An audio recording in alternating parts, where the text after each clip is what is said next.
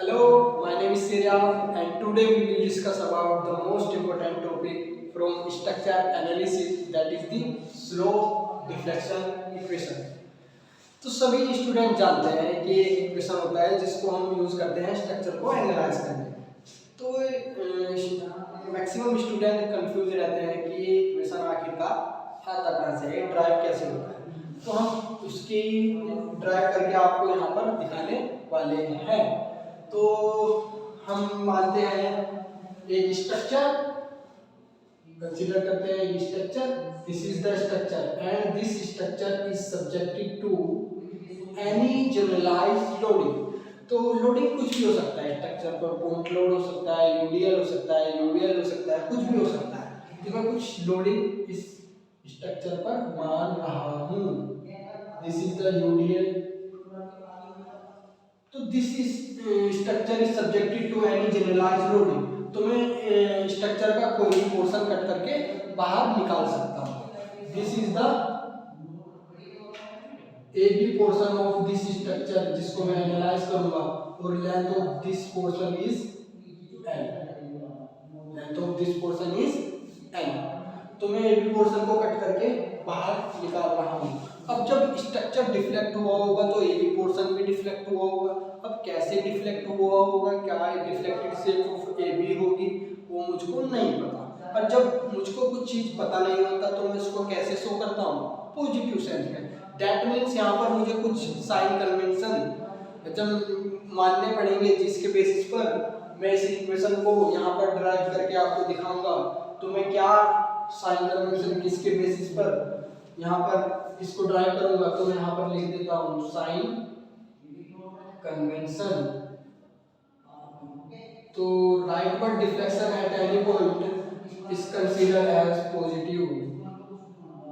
तो upward deflection at any point, upward deflection at any point y consider as positive, and rotation at any point in clockwise direction, this is theta, consider as positive, and moment at any point in clockwise direction is considered as positive, this is n, isn't it? Now this is the sign convention जो कि मैं इस equation को drive करने में use करने वाला हूँ। अदर फैकल्टी के या अलग बुक्स में आपको साइन कन्वेंशन अलग अलग देखने को मिल सकता है। जिसके बेसिस पर मैं यहाँ पर यूज करने वाला हूँ वो मैं यहाँ पर आपको लिख करके बता दूंगा। तो this is the portion A B. अब मुझे ए बी पोर्शन का डिफ्लेक्टेड शेप ड्रॉ करना है। तो मुझे ए बी पोर्शन का डिफ्लेक्टेड शेप नहीं पता, तो मैं कैसे दिखाऊंगा इसको, पॉजिटिव सेंस में। तो this is the deflected shape of A B portion in positive sense. अब मुझको कैसे पता कि ये deflected shape of A B portion है और ये ऐसे ही बनेगा, समझते हैं। तो this is the structure, this is the portion A B, portion A B. तो किसी भी पॉइंट पर कितना डिस्प्लेसमेंट पॉसिबल होता है, 3 डिस्प्लेसमेंट पॉसिबल होता है, X Y and theta, X Y and theta. 3 displacement A पे, 3 डिस्प्लेसमेंट बी पे, टोटल 6 डिस्प्लेसमेंट। 3 डिस्प्लेसमेंट ए पे, 3 डिस्प्लेसमेंट बी पे, total 6 displacement. X horizontal displacement at X and horizontal displacement at B क्या same होंगे? बिल्कुल same होंगे, क्योंकि मैं इसको यहाँ पर ड्राइव करने में एक अजम्पशन मान रहा हूँ। वो अजम्पशन है, अजम्पशन में effect of axial force and shear force are neglected. Effect of shear force and axial force are neglected. ऐसा मैं क्यों करने वाला हूँ? ऐसा मैं इसलिए कर रहा हूँ यहाँ पर क्योंकि यदि मैं एक्सियल फोर्स को निगलेक्ट नहीं करूँगा तो जो horizontal displacement at point A and horizontal displacement at point B वो डिफरेंट हो गए, क्योंकि मेंबर ए बी या तो इलोंगेट हो जाएगा ड्यू टू एक्सियल लोड या कॉन्ट्रैक्ट हो जाएगा ड्यू टू एक्सियल लोड। तो हॉरिजॉन्टल डिस्प्लेसमेंट इन दोनों पॉइंट का उस कंडीशन में डिफरेंट होगा और जो कि मेरे लिए एनालाइज करना स्ट्रक्चर को डिफिकल्ट हो जाएगा। और मैं स्ट्रक्चर को जब एनालाइज नहीं कर पाऊंगा तो फिर डिजाइन कैसे करूंगा, इजंट इट? तो एजम्पशन लेने का दो ही रीजन होता है मेरे पास।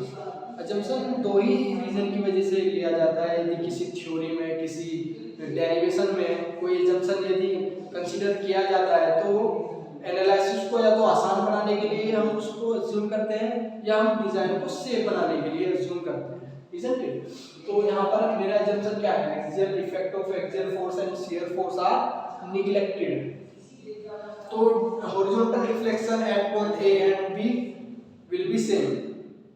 क्यों सेम होगा? क्योंकि इफेक्ट ऑफ एक्सियल फोर्स को मैं क्या कर दे रहा हूँ, निग्लेक्टेबल मान लेता हूँ, इफेक्ट को इग्नोर कर दे रहा हूँ। तो horizontal displacement at point A and B same होगा तो मैं एक्स डिस्प्लेसमेंट नहीं दिखा। वाई ऊपर पॉजिटिव होना चाहिए, वाई ऊपर, लेकिन मैं क्या दिखाया हूँ, बी को ए के रिस्पेक्ट में नीचे दिखाया हूँ और let us say this is the delta, और डेल्टा फिर भी पॉजिटिव है। I will tell you later कि ये डेल्टा पॉजिटिव कैसे है। नाउ थीटा ए पर क्या होना चाहिए? क्लॉकवाइज होना चाहिए। बी पर भी क्या होना चाहिए? क्लॉकवाइज होना चाहिए। तो ए पर क्लॉकवाइज रोटेशन है बिल्कुल थीटा ए, और बी पर भी क्या होना चाहिए? क्लॉकवाइज रोटेशन होना चाहिए theta B. This is the rotation at B in clockwise direction. तो this portion subjected to external loading, और जो भी एक भी पोर्शन पर एक्सटर्नल लोडिंग होगा वो एज इट इज आपको शो कर देना है। This is the external loading in this portion, isn't it? Now अब फोर्स की बात कर लेते हैं। जब किसी मेंबर को किसी सेक्शन से कट करते हैं तो कितना फोर्स आता है? 3 फोर्स आता है। कौन कौन सा? Axial, shear and moment. Axial, shear and moment, 3 force A पे, 3 फोर्स बी पे, टोटल 6 फोर्स। तो इफेक्ट ऑफ तो एक्सियल फोर्स और शियर फोर्स को मैं निग्लेक्ट कर दे रहा हूँ, इजंट इट? तो ए पर केवल क्या आएगा? मोमेंट आएगा। मोमेंट तो मैं मान ले रहा हूँ इन positive sense, that means in clockwise direction, तो मैं कितना मान रहा हूँ? MAB डेवलप हुआ होगा, और बी पर इन क्लॉकवाइज डायरेक्शन में MBA डेवलप हुआ होगा। अब ये moment at point A and B किस वजह से मुझे डेवलप हुआ नजर यहाँ पर आ रहा है, उसको मैं अलग अलग यहाँ पर आपको दिखाऊंगा, और फिर इस इक्वेशन को कैसे हम समझ सकते हैं वो हम देखेंगे यहाँ पर। तो ये मोमेंट किस वजह से यहाँ पर आपको डेवलप होता हुआ दिखाई दे रहा है? Due to this external loading कुछ मोमेंट यहाँ पर डेवलप होगा। और यदि मैं थीटा ए से कोई चीज घूम रही है तो उसको किसी मोमेंट ने क्यों घुमाया होगा, तो कितना रिक्वायर्ड होगा थीटा ए घुमाने के लिए पॉइंट ए पर, और कितना बी पर डेवलप होगा वो मैं देख लूंगा। और बी को थीटा बी से घुमाने के लिए, जॉइंट बी को थीटा बी से घुमाने के लिए कितना मोमेंट बी पर रिक्वायर्ड होगा और कितना ए पर डेवलप होगा वो मैं देख लूंगा। और यदि स्ट्रक्चर में डिफरेंशियल वर्टिकल सेटलमेंट हो, वर्टिकल डिफ्लेक्शन होता है तो कितना मोमेंट ए पर डेवलप होता है और कितना बी पर डेवलप होता है वो मैं देखूंगा। अब मैं इफेक्ट ऑफ दिस मोमेंट कितनी वजह से डेवलप हुआ होगा? 4 वजह से, 4 वजह मुझे दिख रही है। Due to this external loading, due to theta A, theta B and this delta. तो मैं इन चारों चीजों का इफेक्ट अलग अलग यहाँ पर आपको दिखाने वाला हूँ जिससे कि एनालिसिस आसान हो जाए। तो मैं यहाँ पर वर्टिकल लाइन ड्रॉ कर लेता हूँ जिससे कि आपको थोड़ा समझ में आए चीजें। This is the vertical line and this is the vertical line. तो effect of external loading at point A and B हम देखते हैं। तो effect of external loading at point A and at point B हम देखते हैं। This is the point A and point B, and जो भी एक्सटर्नल लोडिंग है जिस भी नेचर का है वो हम एज इट इज यहाँ पर ड्रॉ कर देंगे। This is the external loading in portion A B. तो ए पर इस एक्सटर्नल लोडिंग की वजह से जो मोमेंट आया होगा उसकी मुझे डायरेक्शन नहीं पता, एक्चुअल में कैसा होगा मैं उसको कैसे दिखाऊंगा? पॉजिटिव सेंस में, और उसका नाम क्या रखूंगा मैं? Fixed end moment. Fixed end moment at point A, fixed end moment at point ए, मैं एफ ए बी उसको लिख रहा हूँ। डायरेक्शन नहीं पता तो मैं कैसे दिखा रहा हूँ, पॉजिटिव सेंस में, that means in clockwise direction. This is the fixed end moment at B, और मैं इसको बोल दे रहा हूँ एम एफ बी ए। तो ये इफेक्ट ऑफ एक्सटर्नल लोडिंग, तो एट पॉइंट ए इतना मोमेंट डेवलप हुआ इस एक्सटर्नल लोडिंग की वजह से, और बी पर इतना डेवलप हुआ इस एक्सटर्नल लोडिंग की वजह से। अब थीटा ए, अब मैं स्ट्रक्चर में क्या दूंगा, ओनली थीटा ए, ओनली थीटा ए, ओनली थीटा ए दे देते हैं। आइए, तो मुझे ए को क्या करना पड़ेगा, हिंज बनाना पड़ेगा। ए को मैं हिंज कंसीडर कर लेता हूँ, और बी को मैं क्या कंसीडर कर लेता हूँ, फिक्स ही रहने देता हूँ, क्योंकि मुझे ओनली थीटा ए ही तो देना है। तो ओनली थीटा ए देना है इन क्लॉकवाइज डायरेक्शन में। तो मैंने थीटा जॉइंट ए को थीटा ए से घुमा दिया। अब मैंने जॉइंट ए को कहा थीटा ए से घूम जाएगा क्या, नहीं घूमेगा। अब मैंने जॉइंट ए को थीटा कहा थीटा ए से घूम जाएगा क्या, नहीं घूमेगा। मुझको मोमेंट लगाना पड़ेगा। कितना मोमेंट लगाना पड़ेगा कि ये थीटा ए से घूम जा, तो मुझे कितना लगाना पड़ेगा, 4ei/l into 4ei/l into theta ए। और यहाँ पर कितना डेवलप होगा, यहाँ पर जस्ट इसका हाफ, जो लोग मोमेंट डिस्ट्रीब्यूशन पढ़े होंगे तो उनको अच्छे से समझ आ रहा होगा कि मैं बोल क्या रहा हूँ। Carry over factor, carry over moment upon applied moment. Now ये मोमेंट कैसे आया है, तो आपको इसके लिए समझना पड़ेगा what is the stiffness. Stiffness nothing but load required to produce unit deformation, load required to produce unit deformation. अब लोड कुछ भी हो सकता है, लोड आपका एक्सियल लोड हो सकता है, टॉर्सनल मोमेंट हो सकता है, मोमेंट हो सकता है। डिफॉर्मेशन क्या हो सकता है, डिफ्लेक्शन हो सकता है, रोटेशन हो सकता है, ट्विस्टिंग एंगल, कुछ भी हो सकता है। जैसे समझिए, दिस इज द बार, तो axial force required to produce unit deflection is called axial stiffness. Moment required to produce unit rotation is called flexural stiffness. Torque required to produce unit twisting angle is called torsional stiffness. तो इस तरीके की beam का जो एक flexural stiffness होता है वो 4ei/l होता है। दैट मींस यूनिट रोटेशन कराने के लिए कितना मोमेंट रिक्वायर्ड होगा, 4ei/l।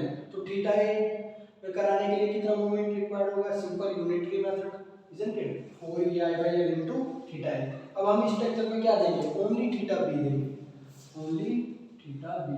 तो हम ए को फिक्स ही रहने देंगे और बी को हिंज बना दिए, और बी पर क्लॉकवाइज डायरेक्शन में कितना रोटेशन देना है, थीटा बी।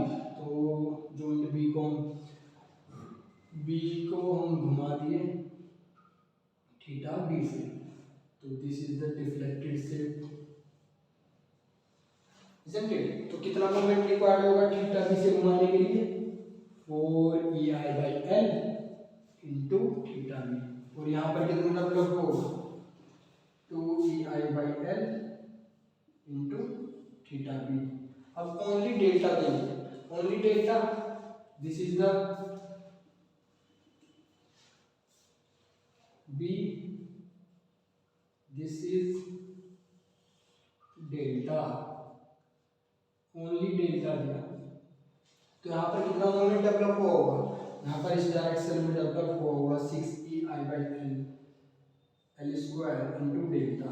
और यहाँ पर same here 6ei/l² into delta. तो this structure is the combination of these 4 structure. जब इन चारों स्ट्रक्चर का सम, ये ओरिजिनल स्ट्रक्चर है, तो इन चारों मोमेंट का सम भी ये ओरिजिनल मोमेंट होना चाहिए या नहीं, बिल्कुल होना चाहिए। इसको मैं समराइज कर देता हूँ जिससे कि आपको और आसानी हो समझने में। तो पॉइंट ए और बी पर मोमेंट डेवलप हुआ होगा। अब किस किस वजह से मोमेंट डेवलप हुआ होगा? Due to external loading, due to this theta A, theta B and this delta. तो आइए समराइज कर दें, दोनों एंड को फिक्स कर दीजिए, उस पर लोडिंग अप्लाई कर दीजिए एंड ओनली थीटा ए दीजिए एंड ओनली थीटा बी दीजिए और उसको ऊपर नीचे कर दीजिए। तो this structure is the combination of these four structure. जब इन चारों स्ट्रक्चर का सम ये ओरिजिनल स्ट्रक्चर है तो इन चारों मोमेंट का सम भी ये ओरिजिनल मोमेंट होना चाहिए या नहीं? दोबारा बता रहे हैं, दोनों एंड को फिक्स कर दीजिए, उस पर लोडिंग अप्लाई कर दीजिए एंड ओनली थीटा ए दीजिए, ओनली थीटा बी दीजिए और उसको ऊपर नीचे। Isn't it? These four structure is the combination of this original structure. तो इन चारों मोमेंट का सम ये ओरिजिनल मोमेंट है, हम करने जा रहे हैं।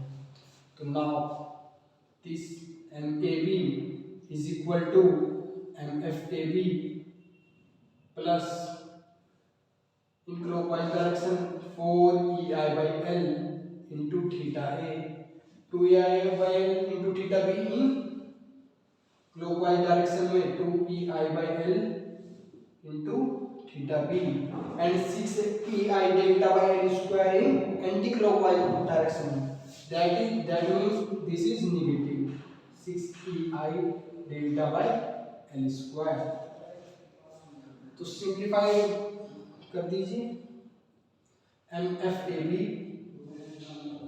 plus 2EI by L into 2 theta A theta B minus 3 delta by L. This is the equation and this equation is known as slope deflection equation.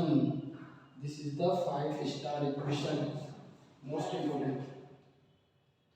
Now इसको और सिंप्लीफाइड फॉर्म में कुछ लोग ऐसे भी लिखते हैं, MAB is equal to MFAB plus 2EI by L into 2 theta near end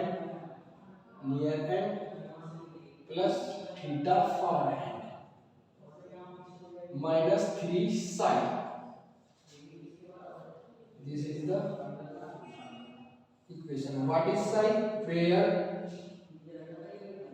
Where psi is equal to rotation of axis of member.